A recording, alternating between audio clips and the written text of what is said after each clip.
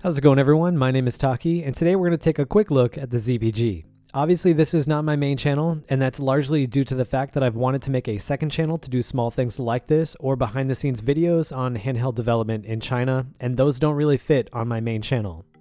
In the case of the ZPG, I've already done a few videos on this, and I really only have one left to do, which will be my full review. The problem is, the moment that video drops, all of the available units for this device will probably be consumed in the first hour, so I wanted to do a quick look at the device in the meantime while I'm working on that review. You actually do get quite a bit for your money when you buy one of these devices, and I'd argue that the total package for the retail price is actually a very good deal for what you get and what you can do with this device. One of the things that you get with this device that took me completely by surprise are the extra shells that you can use to change the color of the ZPG. This is something that is completely unheard of in China, and even though it is easy to swap out shells with the materials if you have them, manufacturers would rather you buy additional full units instead of selling you these components where the profit margin is much lower. However, in the ZPG box, you do have materials to create all of the other two colors that are available no matter which model you buy. On top of this, the device also came with a branded carrying case, which is actually kind of impressive when you consider the total run of this device is only 500 pieces.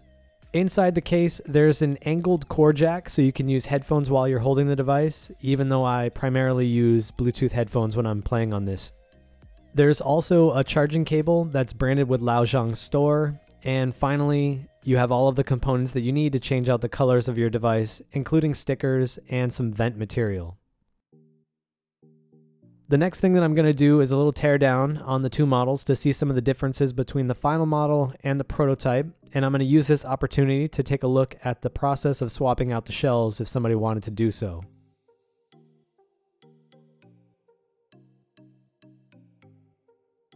You can see now some of the changes that went into this final version. The PCB has changed to a black color, which looks better through the case, along with a black pad to mute the color of the battery, and a few other minor changes.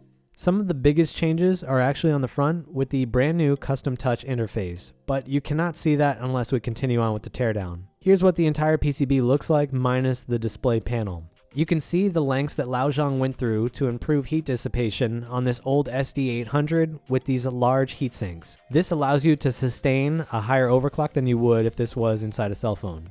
And here's a look at what the white case looks like with the black accents. And here's the pink case with black buttons, but I think the original pink and white cases with white buttons look much better, so I won't swap out the black shell on this model.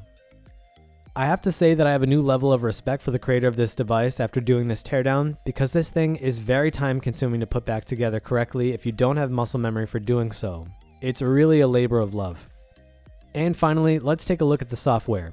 The boot screen has changed on this newer model, but the rest of the firmware looks exactly the same.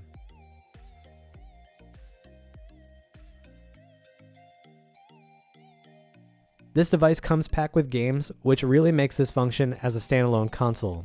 Since filming this video, I've started to swap out a lot of the things that come with this, including the ROMs and applications to make this device my own for my own review, but I did just want to say that this device is a complete product if you don't have your own games. Lao Zhang made 500 of these devices and pre-sold more than 400 in China. Even though the demand for this device overseas is probably higher than it was in China, he doesn't want to spend more time producing this device because it will stop him from working on future products. Because of this, he only plans right now to keep around a dozen of these or so for foreigners to buy at the same price that Chinese people were able to pre-order it in China.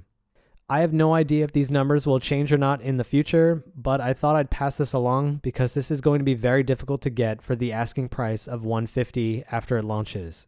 Anyway, keep an eye out for that review on my main channel along with some more exclusive content on this channel. There's going to be some really amazing stuff coming out of China this summer that is going to absolutely blow people away. Taki out.